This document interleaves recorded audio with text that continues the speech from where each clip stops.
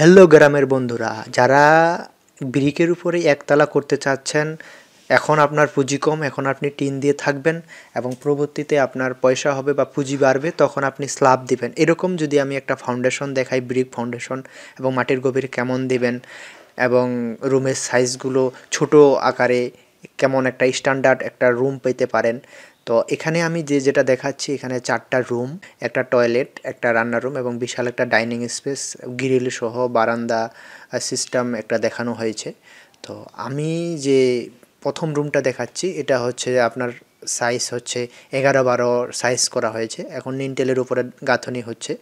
তো আপনারা চাবেন যে যেন কলামের দূরত্ব কলাম টু কলামের ব্রিকেরই দেয়, কিন্তু 5 ফিট বা 7 ফিট পর পর দেয়। যদি বাহির ফ্ল্যাশের দেয় তাহলে আপনার ভিতরের জায়গাটা অনেকটা সেফ হবে। এবং আমি এই বিল্ডিংয়ের কত হাজার ইট লাগলো আমি ভিডিও শেষে বলতেছি।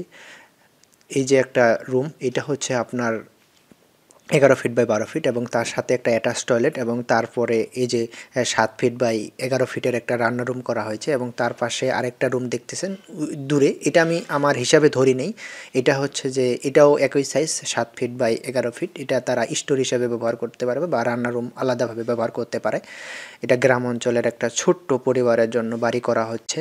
এবং এই যে এটা দেখছেন, এটা একটা হচ্ছে ডাইনিং স্পেস, দুইটা পাশে দুইটা গ্রিল। এবং আমার নিচে যে রুমটা দেখছেন, এটার সাইজ হচ্ছে 11 এবং 11 ফিট বাই 11 ফিট এবং তার পরবর্তীটা রুমের সাইজটা একটু ছোট আছে, 11 ফিট বাই 9 ফিট।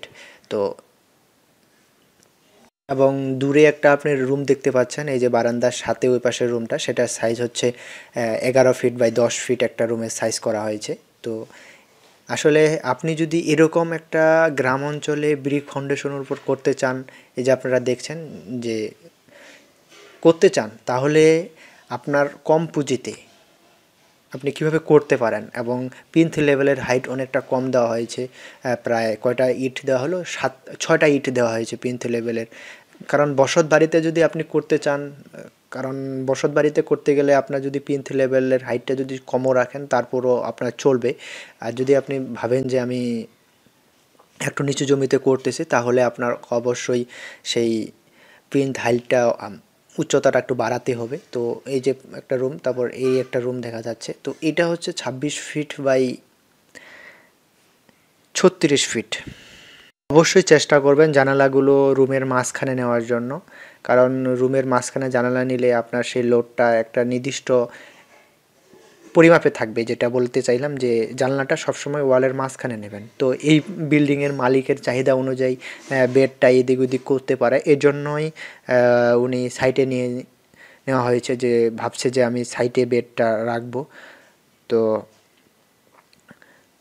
আরেকটা বিষয় লক্ষ্য রাখবেন, যখন আপনার পিন্থ লেভেল পর্যন্ত অর্থাৎ আপনার 10 ইঞ্চি গাঁথনিটা দিচ্ছে মাটির গভীরে, তখন চেষ্টা করবেন অবশ্যই সেখানে রাবিশ বালি দিয়ে সেই ফাঁকা জায়গাটা পূরণ করার। তো আমি দেখাচ্ছি যে আপনার কিভাবে এই যে রাবিশ বালি দিয়ে সেই ফাঁকা জায়গাটা পূরণ করতে হবে। সেখানে মাটি দেওয়া যাবে না। আমরা যদি সেখানে মাটি দিই তাহলে সেই মাটিটা সমস্যা হবে, যে বলা যায় যে সেটা ভালোভাবে থাকবে না, সেটা গ্যাপ থেকে যাবে। আর বালি দিয়ে যদি আমরা পানি দিই, তা ভালোভাবে ধর্মুস করে, তাহলে সেই জায়গাটা সেই ভিত্তিটা মানে ব্রিক ফাউন্ডেশনই দিচ্ছেন, সেই ভিত্তির জায়গাটা অনেকটা শক্ত হবে এবং অনেক টেকসই স্থায়ী হবে। সেখানে আপনি মাটি দিবেন না। কারণ আমরা প্রায়ই বলি যে আপনি যখন ফিনতি লেভেলে কোনো এমন আরসিসিই করেন বা ব্রিক ফাউন্ডেশনই করেন না কেন এবং ফ্রেম স্ট্রাকচারে যেই বাড়িয়ে করেন না কেন, আপনার শর্ট কলাম অবধি হয়ে গেলে আপনি সেখানে রাবিশ বালি দিয়ে পানি দিয়ে ভরাট করুন। এবং গাঁথনির ক্ষেত্রে যেটা আমি বলবো যে গাঁথনি করতেছে, কিন্তু একটা ওয়ালের যেন দুই পাশে দুইজন মিস্ত্রি গাঁথনি করে, কারণ তারা সবসময় যেন সুতা দিয়ে সেই লেভেলটা চেক করে এবং ওয়াটার লেভেল দিয়েও যেন চেক করে যে আপনার দূরের যে রুমের যে হাইটটা এবং এই দূরের যে হাইটটা করতেছে সেই রুমের হাইটটা ঠিক আছে কিনা, বা একটা ইট একটু উঁচু হয়ে গেল কিনা। তা না হলে আপনার নিলটেলে গিয়ে মিটাতে পারবে না, বা নিলটেলের উপরে যে গাঁথনিটা আছে সেটা গিয়ে মিটাতে পারবে না। এবং অবশ্যই চেষ্টা করবেন যে ইটটা যখন গাঁথতেছে যেন সুন্দরভাবে চেপে দেয় এবং ইট গাঁথনির পূর্বে পানিতে ভিজাতে হবে। তা না হলে যখন আপনার যে মশলার যে বিষয়টা আছে, সিমেন্ট এবং বালির যে মশলাটা, সেটা ইটটা গ্রহণ করে ফেলবে। গাঁথনির সময় আরও অনেক বিষয় লক্ষ্য রাখতে হয়, তো এই নিয়ে আমার ভিডিও আছে, আপনারা দেখে নিতে পারেন। আমি এখানে বলতেছি কারণ যেহেতু এটা গাঁথনির কাজে চলতেছে এবং এটা ছোট পরিবারের জন্য গ্রামে, এবং আপনি যদি এই প্ল্যানটাই করতে পারেন, রুমগুলোর সাইজ বড় করে নিলেন, তাহলে আপনি পরবর্তীতে আপনি এটার উপরে স্ল্যাবও দিতে পারবেন এবং এখন টিনও দিতে পারবেন। কারণ টিনের একটা নির্দিষ্ট সাইজ থাকে, এই সাইজের মধ্যেই আপনাকে করতে হবে, কারণ তা না হলে তখন টিন কাটতে হবে। আবার এখন আপনি টিন কাটতেছেন না, বা এখন আপনি টিন কেটে করতেছেন কিন্তু পরবর্তীতে আপনি স্ল্যাব দিবেন, এই যে বিষয়টা একটু, আবার টিন, আবার ইঙ্গেল টিন দিয়ে যে খরচটা হবে একটু টাকাটা বাড়িয়ে দিলে আপনার সেখানে স্ল্যাব পাচ্ছেন। এই যে সব দিক বিবেচনা করেই যখন আপনি একটা ব্রিক ফাউন্ডেশনের উপর বাড়ি করতেছেন গ্রামে, তখন সব দিক বিবেচনা করে অবশ্যই সিদ্ধান্তটা আপনারই, শুধু আমরা আপনাকে প্ল্যানটা দেখাচ্ছি, পছন্দ হতে পারে এই জন্যই। এবং অবশ্যই মাটির গভীরের চেষ্টা করবেন, যে আমি পূর্বেই যেমন ভিত্তিটা যেন ভালো করে দিই, তাই নিচে আপনি 30 থেকে শুরু করেন বা 25 থেকে শুরু করেন, এবং নিচে অবশ্যই রড দিয়ে একটা ঢালাই দিন, 3 ইঞ্চি একটা ঢালাই দিন, এবং ইটের সোলিংয়ের উপরে এই 3 ইঞ্চি ঢালাই দিন এবং রড দিয়ে, এবং তার উপরে আপনি গাঁথনিটার সময় তারপরে আপনি গাঁথনি দিন, 25 দিয়ে শুরু করেন বা আপনি 30 দিয়ে শুরু করলেন, কিন্তু নিচে একটা যে ছোলিং দিলেন, ছোলিংয়ের উপরে একটা আরসিসি ঢালাই দিবেন, তাহলে আপনার সেই ব্রিকের উপরে যে স্ল্যাবটা, এটা অবশ্যই আপনার সকল ওয়ালগুলোকে একসাথে আবদ্ধভাবে ধরে থাকবে।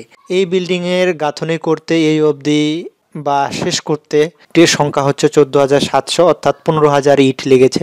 এবং আমরা যেটা জানি যে 1,000 ইটের জন্য 4 বস্তা সিমেন্ট লাগে, কিন্তু নিচে যে গাঁথনির সংখ্যা বেশি বা নিনটেল আছে, তো এতেই আপনার সিমেন্টের সংখ্যাটা বাড়তে পারে, এবং এটাতে আপনার মিস্ত্রি খরচটা আপনি ঢুকাবেন, এবং আপনার আদার্স যে বিষয়টা বালির খরচটা ঢুকাবেন, সব মিলিয়ে আমি বলবো যে এখানে 15,000 ইট লাগছে।